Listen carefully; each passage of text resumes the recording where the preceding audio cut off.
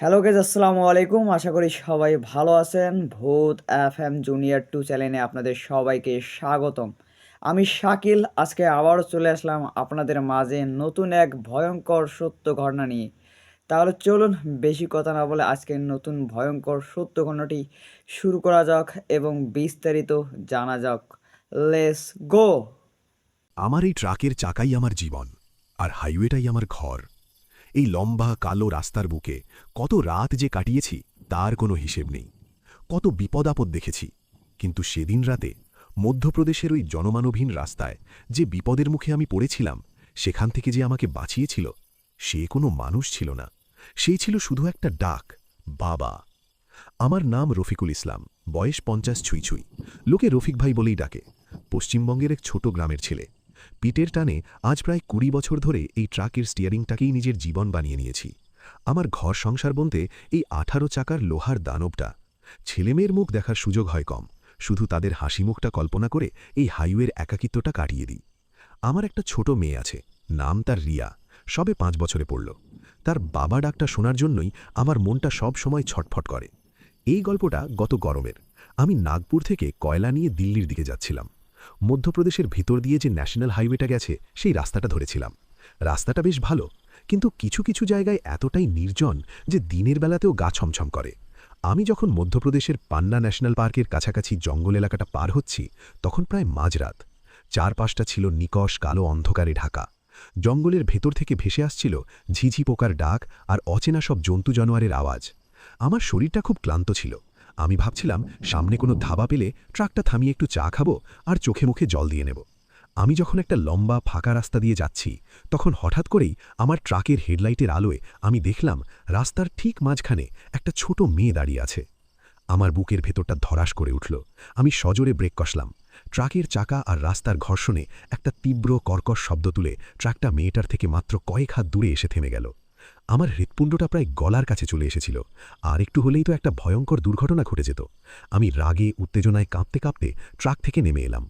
আমি দেখলাম মেয়েটার বয়স ৫-৬ বছরের বেশি হবে না।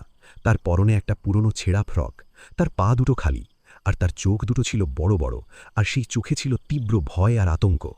আমি তার কাছে গিয়ে ধমকে সুরে বললাম, এই মেয়ে, এত রাতে রাস্তার মাঝখানে কি করছিস? মরার ভয় নেই? আমার ধমক শুনে মেয়েটা আরও ভয় পেয়ে গেল। সে ফুপিয়ে ফুপিয়ে কাঁদতে শুরু করল। তার কান্না দেখে আমার রাগটা মুহূর্তে জল হয়ে গেল। আমার নিজের মেয়ে রিয়ার মুখটা আমার চোখের সামনে ভেসে উঠল। আমি তার সামনে হাঁটু গেড়ে নরম গলায় বললাম, কাঁদছিস কেন মা? কি হয়েছে? তোর বাড়ি কোথায়? তোর বাবা মা কোথায়? মেয়েটা কাঁদতে কাঁদতে বলল, আমি হারিয়ে গেছি, আমি বাবাকে খুঁজছি। আমি বললাম, তোর বাবা কোথায়? সে রাস্তার পাশের গভীর জঙ্গলের দিকে আঙুল দেখালো। আমার গাটা ছমছম করে উঠল। এই জঙ্গলের মধ্যে ওর বাবা কি করতে গেছে? আমি বললাম, ঠিক আছে, তুই কাঁদিস না, আমি তোকে তোর বাবার কাছে পৌঁছে দেব, তুই আমার সাথে ট্রাকে এসে বস। মেয়েটা প্রথমে একটু ইতস্তত করছিল, কিন্তু আমি যখন তাকে আমার মেয়ের রিয়ার গল্প বললাম, তখন সে আমাকে বিশ্বাস করল। সে আমার হাতটা শক্ত করে ধরে আমার সাথে ট্রাকে উঠে এলো। আমি ওকে আমার পাশের সিটে বসালাম। তারপর ওর দেখানো দিকে, অর্থাৎ জঙ্গলের দিকে খুব সাবধানে ট্রাকটা চালাতে শুরু করলাম। রাস্তাটা ছিল খুব সরু আর কাঁচা। হেডলাইটের আলোয় আমি দেখছিলাম দুপাশে ঘন জঙ্গল। আমার মনে খটকা লাগছিল, এই জঙ্গলের ভেতরেকার বাড়ি থাকতে পারে। কিছুক্ষণ যাওয়ার পর মেয়েটা হঠাৎ করেই বলে উঠল, ওই তো বাবা।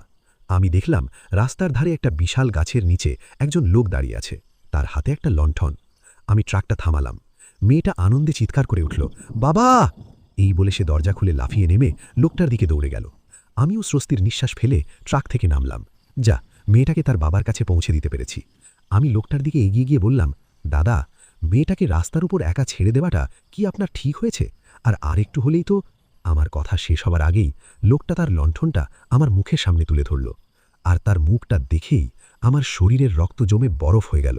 লোকটার কোনো মুখ ছিল না। যেখানে চোখ নাক মুখ থাকার কথা, সেখানে ছিল শুধু একটা মসৃণ চামড়ার আস্তরণ। আমার গলা দিয়ে কোনো আওয়াজ বেরোল না। আমি ভয়ে আতঙ্কে পাথর হয়ে গেলাম। ঠিক তখনই সেই ছোট্ট মেয়েটা, যে একটু আগেও কাঁদছিল, সে আমার দিকে তাকিয়ে একটা পৈশাচিক হাসি হাসল। তার সেই ছোট্ট মাসুম মুখটা ধীরে ধীরে বদলে যেতে শুরু করল। তার চোখ দুটো হয়ে গেল টকটকে লাল, আর তার মুখটা চিরে বেরিয়ে এলো দুটো ধারালো সদন্ত। আমি বুঝতে পারলাম আমি এক ভয়ঙ্কর ফাঁদে পা দিয়ে ফেলেছি। এরা বাপ বেটি নয়, এরা মানুষই নয়, এরা হলো শয়তান। সেই মুখবিহীন সত্তাটা আমার দিকে তার লম্বা আঙুলের মতো হাতটা বাড়ালো। আমি জানি আমার শেষ সময় এসে গেছে। আমি চোখ বন্ধ করে ফেললাম। আর তখনই আমার কানের পাশে আমি একটা মিষ্টি পরিচিত কণ্ঠস্বর শুনতে পেলাম। বাবা! আমি চমকে উঠে চোখ খুললাম। দেখলাম আমার আর সেই শয়তান দুটোর মাঝখানে একটা আবছা ধোঁয়াশা মূর্তি দাঁড়িয়ে আছে। আমার মেয়ে রিয়া। না, রিয়া তো আমার গ্রামে, আমার স্ত্রীর কাছে। তাহলে আমি বুঝলাম এ আমার সত্যিকারের রিয়া নয়। এ হলো আমার ভালোবাসা, আমার স্নেহের প্রতিরূপ। আমার মেয়ের প্রতি আমার যে তীব্র টান, সেটাই হয়তো আজ মূর্তি ধরে আমাকে বাঁচাতে এসেছে। রিয়ার সেই ধোঁয়াশা মূর্তিটা সেই ভয়ঙ্কর সত্তা দুটোর দিকে তার ছোট্ট হাতটা বাড়ালো। তার হাত থেকে একটা তীব্র সাদা আলো বেরিয়ে এসে শয়তান দুটোর গায়ে লাগল। তারা যন্ত্রণায় চিৎকার করতে করতে অন্ধকারের মধ্যে মিলিয়ে গেল। আমি হাঁটু গেড়ে মাটিতে বসে পড়লাম। আমার সারা শরীর কাঁপছিল। রিয়ার মূর্তিটা আমার কাছে এসে আমার মাথায় হাত বুলিয়ে দিল। আমি তার স্পর্শটা অনুভব করতে পারলাম। সে ফিসফিস করে বলল, বাবা, ভয় পেও না, আমি তোমার সাথেই আছি। এই বলে সেও ধীরে ধীরে বাতাসে মিলিয়ে গেল। আমি জানি না আমি কতক্ষণ ওইভাবে বসেছিলাম। যখন আমার জ্ঞান ফিরল, তখন ভোরের আলো ফুটতে শুরু করেছে। আমি দেখলাম আমি আমার ট্রাকের মধ্যেই স্টিয়ারিং হুইলে মাথা রেখে ঘুমিয়ে পড়েছিলাম। আর আমার ট্রাকটা দাঁড়িয়ে আছে সেই হাইওয়ে লপরেই একটা ধাবার সামনে। আমি কি তাহলে স্বপ্ন দেখছিলাম? আমি ট্রাক থেকে নেমে ধাবার মালিককে জিজ্ঞাসা করলাম, দাদা, এখানে কি কাছাকাছি কোনো জঙ্গল বা কাঁচা রাস্তা আছে? ধাবার মালিক অবাক হয়ে বলল, জঙ্গল? এখানে তো মাইলের পর মাইল শুধু মরুভূমির মতো রুক্ষ জমি। জঙ্গল তো আপনি প্রায় 50 কিলোমিটার পিছনে ফেলে এসেছেন। আমার মাথা ঘুরে গেল। তাহলে আমি যা দেখেছি তা কি সবটাই আমার কল্পনা? আমি যখন কিছুই বুঝতে না পেরে আমার ট্রাকে ফিরে আসছি, তখন আমার চোখ গেল আমার পাশের সিটটার দিকে। আমি দেখলাম সিটের ওপর একটা ছোট্ট রূপোর নূপুর করে আছে। আমি নূপুরটা হাতে তুলে নিলাম। আমি জানি এই নূপুরটা কার। আমার মেয়ে রিয়া ঠিক এমনই একজোড়া নূপুর পরে। আমি বুঝতে পারলাম আমি স্বপ্ন দেখিনি। গত রাতে আমার সাথে যা হয়েছে তা সত্যি। আমার মেয়ে, আমার ভালোবাসা আমাকে এক ভয়ঙ্কর বিপদের হাত থেকে বাঁচিয়ে দিয়েছে। সেই দিনের পর থেকে আমি আর কোনোদিনও রাতের হাইওয়েতে কোনো অচেনা মানুষকে সাহায্য করার জন্য থামিনি। কিন্তু আমি এখন আর একা গাড়ি চালাই না। আমি জানি আমার পাশের সিটটায় সবসময় একজন বসে থাকে। সে কথা বলে না, তাকে দেখা যায় না, কিন্তু আমি তার উপস্থিতি অনুভব করতে পারি। আমি তার নিঃশ্বাসের শব্দ শুনতে পাই। আর মাঝে মাঝে যখন আমার খুব একা লাগে, তখন আমি আমার কানের পাশে সেই মিষ্টি ডাকটা শুনতে পাই, বাবা। সেই রাতের ভয়ঙ্কর ঘটনার পর আমার মনে হয়েছিল আমি হয়তো আর কোনোদিনও স্বাভাবিকভাবে ট্রাক চালাতে পারবো না। আমার চোখের সামনে বারবার ভেসে উঠছিল সেই মুখবিহীন সত্তা আর তার সেই পৈশাচিক কন্যার ভয়ঙ্কর রূপ। কিন্তু তার চেয়েও বেশি করে আমার মনে গেঁথে গিয়েছিল আমার মেয়ে রিয়ার সেই অলৌকিক আবির্ভাব আর তার সেই ছোট্ট রূপোর নূপুরটা। নূপুরটা আমি সব সময় আমার ট্রাকের ড্যাশবোর্ডে আমার ছোট মেয়ের ছবির পাশে রেখে দিই। ওটাই আমার সাহস, আমার রক্ষা কবচ। আমি ভেবেছিলাম হয়তো ওটা ছিল একটা বিচ্ছিন্ন ঘটনা, একটা ভয়ঙ্কর দুঃস্বপ্ন যা সত্যি হয়ে গিয়েছিল। কিন্তু আমি ভুল ছিলাম। আমি জানতাম না সেই রাতটা ছিল শুধু একটা শুরু।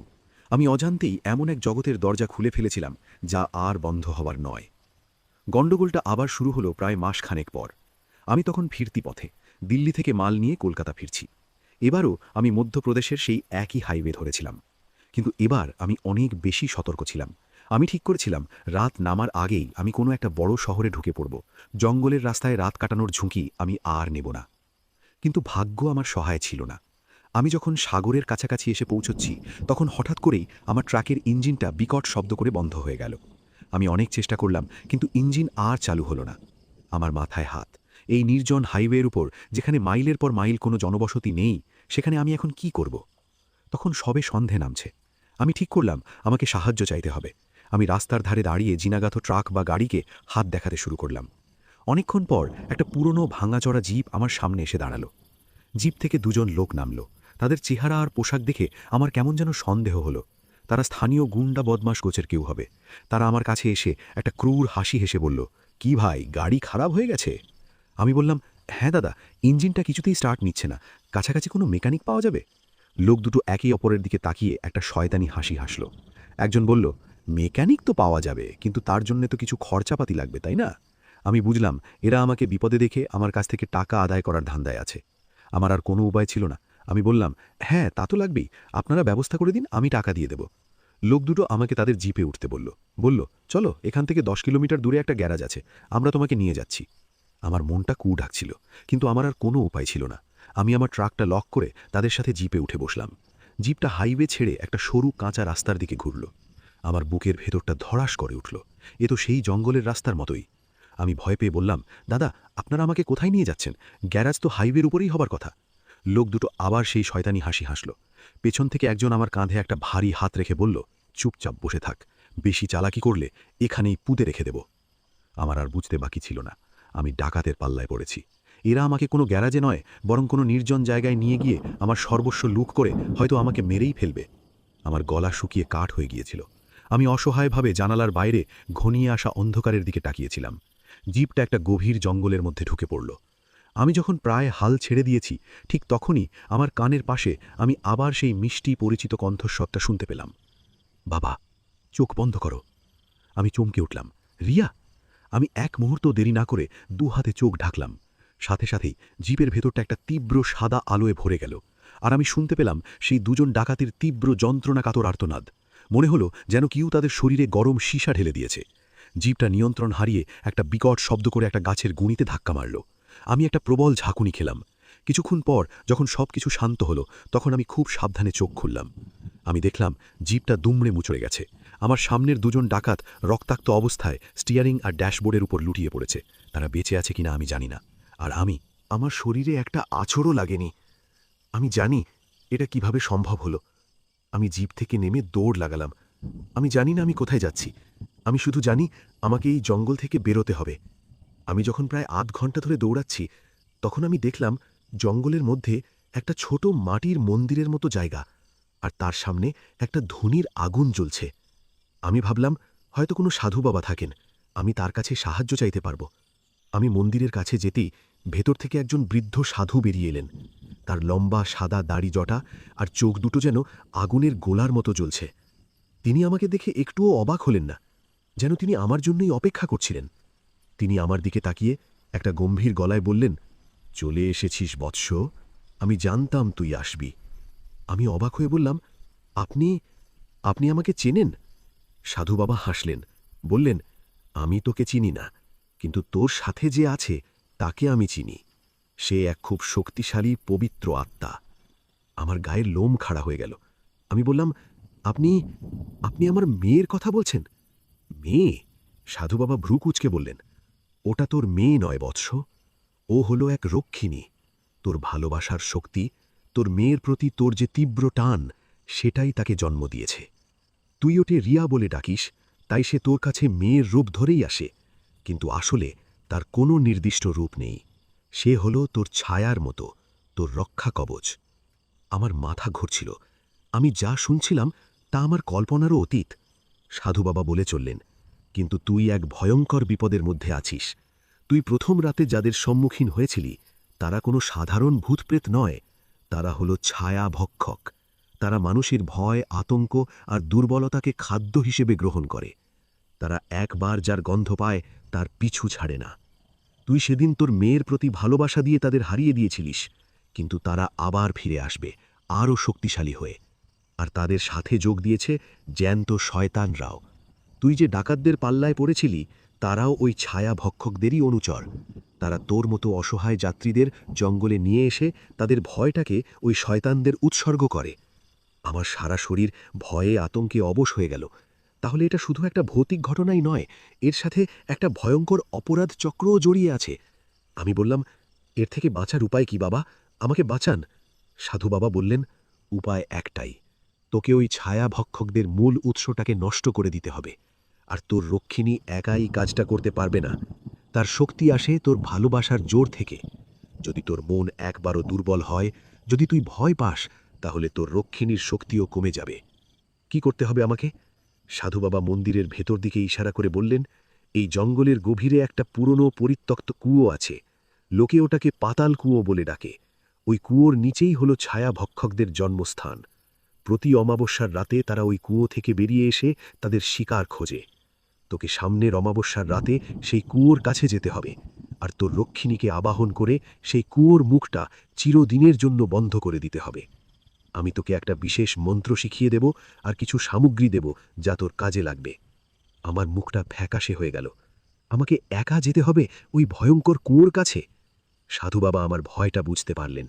তিনি আমার কাঁধে হাত রেখে বললেন, ভয় পাস না বৎস, তুই একা নোস, তোর সাথে তোর ভালোবাসা আছে, আর যে বাবার সাথে তার মেয়ের ভালোবাসা থাকে তাকে হারানোর ক্ষমতা এই ত্রিভুবনে কারোর নেই। আমি তার পায়ে পড়ে কেঁদে ফেললাম। সেই রাতটা আমি সেই মন্দিরেই কাটালাম। সাধু বাবা আমাকে সেই বিশেষ মন্ত্রটা শেখালেন। তিনি আমাকে একটা ছোট রূপোর ত্রিশূল দিলেন আর দিলেন কিছু মন্ত্রপুত ছাই। পরদিন সকালে যখন আমি জঙ্গল থেকে বেরিয়ে আবার সেই হাইওয়েতে ফিরে এলাম, তখন আমি দেখলাম পুলিশ এসে সেই দুমড়ে যাওয়া জিপটা আর ডাকাত দুটোকে উদ্ধার করছে। আমি লুকিয়ে অন্য একটা ট্রাকের লিফট নিয়ে আমার নিজের ট্রাকটার কাছে ফিরে এলাম। আমি জানি আমার হাতের সময় খুব কম। সামনের অমাবস্যা আসতে আর মাত্র ৩ দিন বাকি। এই ৩ দিনের মধ্যে আমাকে আমার জীবনের সবচেয়ে বড়, সবচেয়ে ভয়ঙ্কর লড়াইয়ের জন্য প্রস্তুত হতে হবে। আমি জানি না আমি পারব কিনা। আমি শুধু জানি আমি যদি না পারি তাহলে শুধু আমারই জীবন বিপন্ন হবে না, হয়তো আরও অনেক নিরীহ ট্রাক ড্রাইভার আমার মতোই এই ছায়া ভক্ষকদের শিকারে পরিণত হবে। পরের ৩টে দিন আমার কাটল এক অদ্ভুত ঘোরের মধ্যে। আমি আমার ট্রাকটা নিয়ে কোনো গন্তব্যের দিকে যাচ্ছিলাম না, বরং উদ্দেশ্যহীনভাবে হাইওয়েতে ঘুরে বেড়াচ্ছিলাম। আমার মনটা ছিল সেই অমাবস্যার রাতের জন্য প্রস্তুত হওয়ার চিন্তায় মগ্ন। সাধু বাবার শেখানো মন্ত্রটা আমি বারবার মনে মনে জপ করছিলাম, আর রূপোর ত্রিশূলটা সবসময় আমার কোমরে গোজা থাকত। আমার ভয় করছিল, কিন্তু তার চেয়েও বেশি কাজ করছিল একটা অদ্ভুত জেদ। আমি শুধু নিজের মুক্তির জন্য লড়ছিলাম না, আমি লড়ছিলাম সেই সমস্ত অসহায় যাত্রীদের জন্য যারা এই হাইওয়ের অন্ধকারে হারিয়ে যায়। অমাবস্যার আগের দিন আমি আমার ট্রাকটা সেই জঙ্গলের কাছাকাছি একটা নির্জন জায়গায় পার্ক করলাম। আমি আমার স্ত্রী আর মেয়েকে শেষবারের মতো ফোন করলাম। তাদের গলার আওয়াজ শুনে আমার বুকের ভেতরটা মোচড় দিয়ে উঠল। আমি জানি না আমি আর কোনোদিনও তাদের সাথে কথা বলতে পারবো কিনা। রাত নামার সাথে সাথে আমি জঙ্গলের গভীরে প্রবেশ করলাম। আমার হাতে ছিল একটা টর্চ, সাধু বাবার দেওয়া সেই ত্রিশূল আর ছাইয়ের পুটুলি। জঙ্গলটা ছিল নিকষ কালো আর নিস্তব্ধ, শুধু আমার পায়ের নিচে শুকনো পাতা ভাঙার শব্দ। আমি সাধু বাবার বলে দেওয়া চিহ্ন অনুযায়ী প্রায় ১ ঘন্টা হাঁটার পর সেই পাতাল কুয়োটার সামনে এসে পৌঁছলাম। জায়গাটা ছিল একটা ছোট ফাঁকা জায়গায়, আর তার মাঝখানে ছিল একটা বিশাল পুরনো কুয়ো। কুয়োটা ছিল পাথরে বাঁধানো, আর তার চারপাশে ছিল অদ্ভুত সব চিহ্ন খোদাই করা। কুয়োর ভেতর থেকে কোনো জল নয়, বরং একটা ঠান্ডা কালো ধোঁয়া বেরিয়ে আসছিল, আর তার সাথে মিশেছিল পচা গন্ধকের মতো দুর্গন্ধ। আমার গাটা গুলিয়ে উঠছিল। আমি জানি এটাই সেই নরকের দরজা। রাত ঠিক ১২টায় আমি আমার কাজ শুরু করলাম। আমি কুয়োর চারপাশে সাধু বাবার দেওয়া সেই মন্ত্রপুত ছাই দিয়ে একটা গোল গণ্ডি আঁকলাম। তারপর আমি গণ্ডির মাঝখানে কুয়োর ঠিক সামনে পদ্মাসনে বসলাম।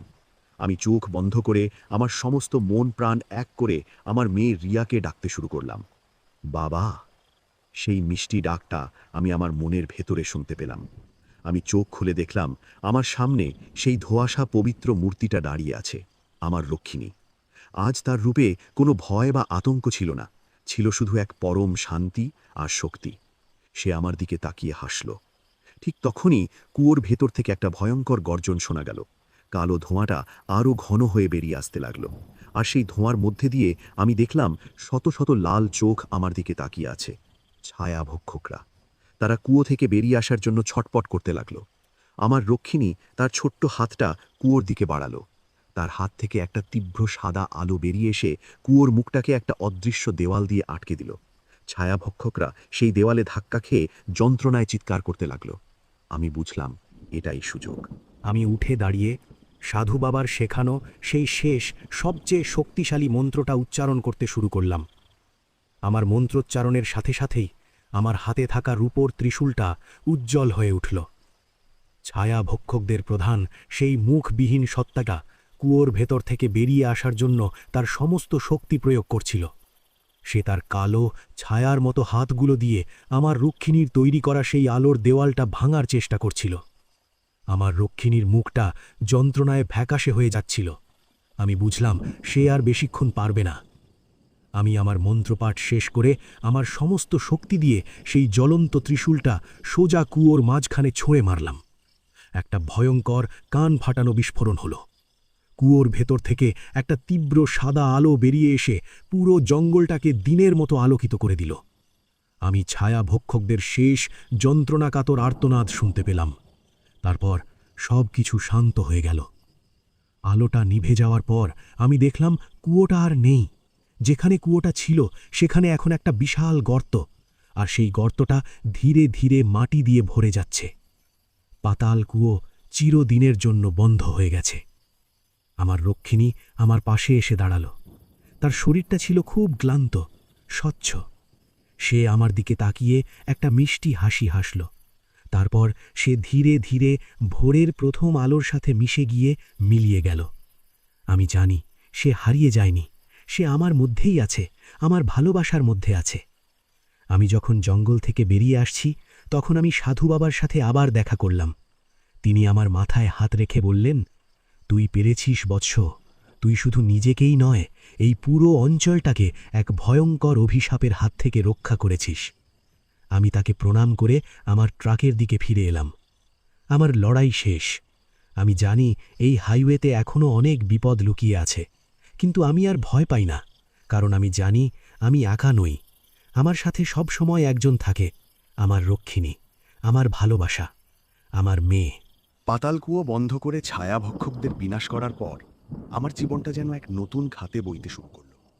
আমার মন থেকে সেই অজানা ভয়ে, সেই আতঙ্কটা চিরদিনের জন্য মুছে গিয়েছিল। আমি আবার আমার পুরনো জীবনে ফিরে এসেছিলাম, আমার ট্রাক, আমার স্টিয়ারিং আর আমার অন্তহীন যাত্রা। কিন্তু আমার ভেতরটা আর আগের মতো ছিল না। আমি এখন আর শুধু একজন সাধারণ ট্রাক ড্রাইভার ছিলাম না, আমি ছিলাম এমন এক অভিজ্ঞতার সাক্ষী যা খুব কম মানুষের ভাগ্যেই জোটে। আমি আমার চাকরিটা ছাড়িনি। এই হাইওয়ে, এই ট্রাক, এগুলো আমার রক্তে মিশে গেছে। এগুলোকে ছেড়ে আমি বাঁচতে পারবো না। তবে আমি আমার কাজের ধরনে কিছু পরিবর্তন এনেছিলাম। আমি এখন আর শুধু একা লম্বা রুটে যাই না, আমি আমার সাথে একজন সহকারী রাখি।